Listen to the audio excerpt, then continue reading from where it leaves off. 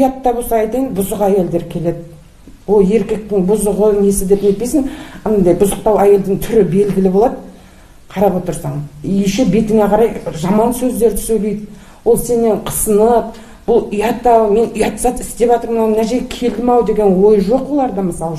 Улап жатады, біз қой деп, мысалға, мына суточный, мына 44-ші квартирасы суточный, мына 43 суточный. Мана 42 суточный өшерде. Айбергенов көшесіндегі мына үйдің тұрғындары карантин кезінде де тынышы бұзылып, күндіз күлкіден, түнде ұйқыдан қалыпты. Сөздеріне сенсек, қас қарайғандағы түнгі саудадан әбден мезі болған. Шымкенттегі карантин режимі мен шектеу шараларының сақталмай жатқанын айтып ашынған тұрғындар дәл осы үйдің 90% пәтері тәулікке жалға берілетінін жасырған жоқ. Тиісінше сауданың көркі де кешкі 21:00-ден кейін басталып, таң атқанша қызады екен. Келушілер де, кетушілер де үзілмейді. Сыртқа шығуға бәрімізге тыйым салынған. Мектеп, садик, ешқандай мемлекеттік орган нелер жұмыс істемейді, дұрыс па? Бірақ та суточниктерге ол қатысы жоқ. Олар как положено істей береді. Біз не үшін үйде жатырмыз онда? Не үшін карантин болып жатыр? Қасымыздағы үйлер суточник, үйлер келіп жатыр, кетіп жатыр. Жер жаққан барлық презерватив, пиван бутылкалары, айқай, үйқай. Бізде бұл домда 5 подъезд, 100 квартира. 100 квартираның бір 10-ы ғана тұратын адамдар, қалған бәрі квартирант, суточный. Тұрғындардың арызын арқалаған бойда сол төңіректе еркін жүрген жаяу жүргіншілерді де көзіміз шалды. Пәтер ұсынамыз деген әйел люкс пәтерін карантин режимі болғаны үшін ғана 3000 теңгеге ұсынды. Қосымша қызметке бар жағдайыңды жасап беретін қыздар да таба алатынын айтып, мекен жайын нақтылап, пәтердің ішін таныстырды.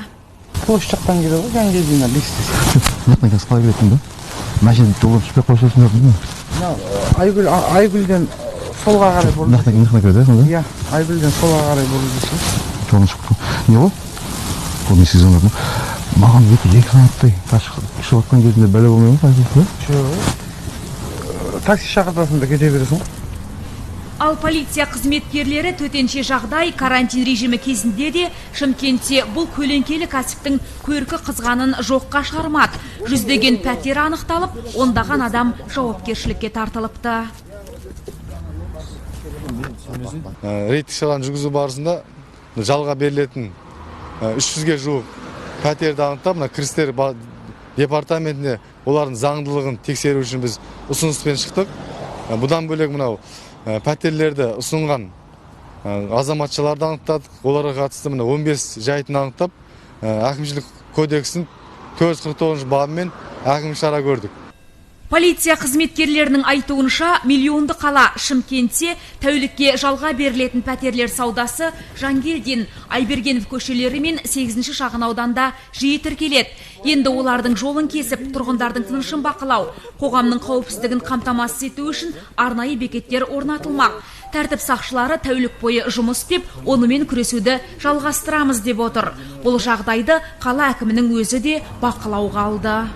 Мөлдір Бекеева, Бақтияр Ташполатов, Сергей Константинов, Отырар телеарнасының жаңалықтар қызметі.